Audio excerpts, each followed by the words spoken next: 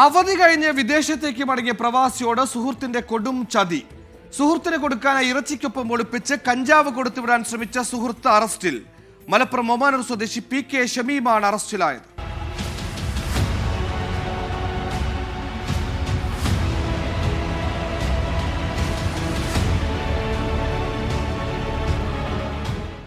ഒമാനൂർ സ്വദേശിയായ ഫൈസൽ അവധി കഴിഞ്ഞ് തിങ്കളാഴ്ച ഗൾഫിലേക്ക് തിരിച്ചു പോകാനുള്ള ഒരുക്കത്തിനിടെ രാത്രി 10 മണിയോടെ സുഹൃത്തായ ഷമീം വീട്ടിലെത്തി.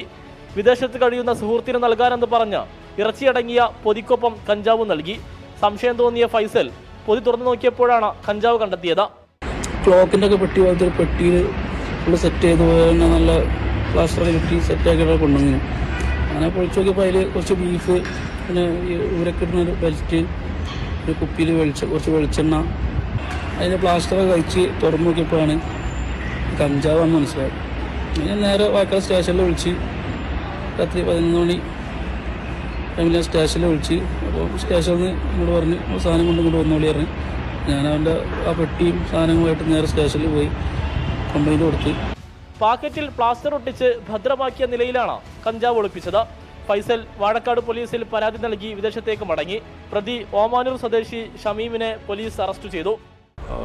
ഈ നാട്ടിൽ കൂടുതലും ആൾക്കാർ വിദേശത്താണ്.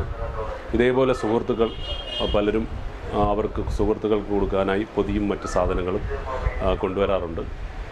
എൻ്റെ ഒരു ഉപദേശം എന്ന് പറഞ്ഞാൽ ആ സമയത്ത് തന്നെ അവർ പോയതിന് ശേഷമല്ല പൊതി അഴിച്ചു നോക്കേണ്ടത്, അവരുടെ മുമ്പിൽ വെച്ച് തന്നെ ഈ പൊതി അഴിച്ചു നോക്കാൻ എല്ലാവരും ബാധ്യസ്ഥരാണ്. കാരണം ഇതൊന്നും അറിയാത്ത നിരപരാധികളായിരിക്കും ഇതിനകത്ത് ക്രൂശിക്കപ്പെടുന്നത്. നമ്മുടെ രാജ്യത്തെക്കാട്ടിലും കൂടുതൽ ശിക്ഷ വിദേശ രാജ്യങ്ങളിലുണ്ട്.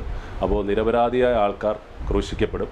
അതുകൊണ്ട് എല്ലാവരും ഈ ഒരു കാര്യം പ്രത്യേകം ശ്രദ്ധിക്കണം. സംഭവത്തിൽ കൂടുതൽ ആളുകൾക്ക് പങ്കുണ്ടോ എന്ന കാര്യവും പോലീസ് പരിശോധിക്കുന്നുണ്ട്. 24 മലപ്പുറം.